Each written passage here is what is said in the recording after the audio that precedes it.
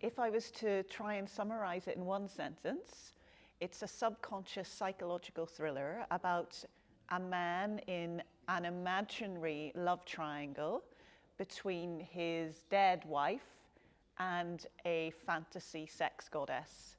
So it's incredibly intriguing, an amazing evening of operatic excess and beauty and heartbreak and fun. And there's no opera written that's in any way like it, in my opinion. So it's intriguing, weird, beautiful, and gives rise to an amazingly operatic evening of discovery and fun and heartbreak, all in the one piece.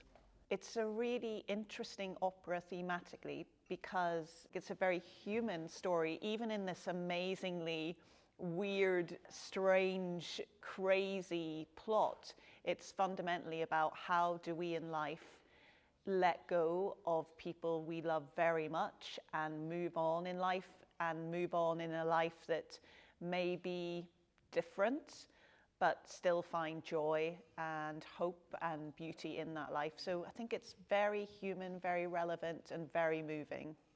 I hope that audiences will just be amazed at the fabulousness of the music. It is overwhelming, romantic, technicolor. It's not performed often. It's kind of see it or miss it. It really is fitting in an opera that's really about the most important things in life. Korngold wrote this piece when he was 23. He was a child genius. This piece was the hit of Europe and America. Then, with the rise to power of the Nazis in the 1930s, his operatic career was cruelly cut short because he had to leave Europe because he was of Jewish family. He moved to Hollywood and became the leading composer for Hollywood movies. So that world of glamorous movie soundtracks combined with a European sensibility and this amazing story means it's an evening musically that is completely overwhelming. It's magical. There are two particularly famous musical moments. There's a beautiful baritone aria called the Pierrot aria, which is all about the longing for young love and how you can never get it back once it's past, which is incredibly beautiful and poignant.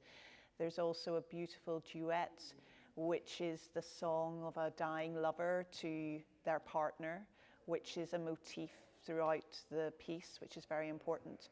And the other fabulous thing is that these huge orchestral interludes, which are mind-blowing in their dramatic intensity, that punctuate the piece, which are just unmissable moments and will be from the ENO orchestra.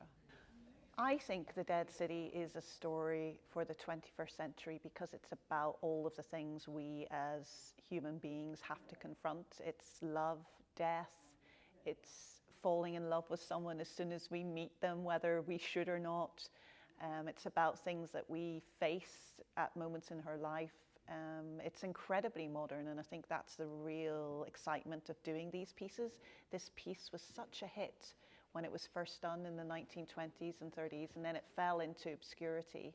But you come as an audience member and experience it today, and it's connecting with things that we share with people who lived and made work and made opera 100 years ago, and that's the magic in it. One of the really exciting things we love at ENO is introducing first-time opera goers and people who go to opera a lot to pieces that are just not done regularly, and this is like an unmissable example of that. So we wanted to do this piece as soon as we could at ENO because of our amazing singers, our amazing chorus, our amazing orchestra, because we think for all types of audiences, it's an incredible evening at the opera. I think audiences should come and see The Dead City because once you hear it live, you might realize that there's no opera ever written like it, and because of that, it's unmissable.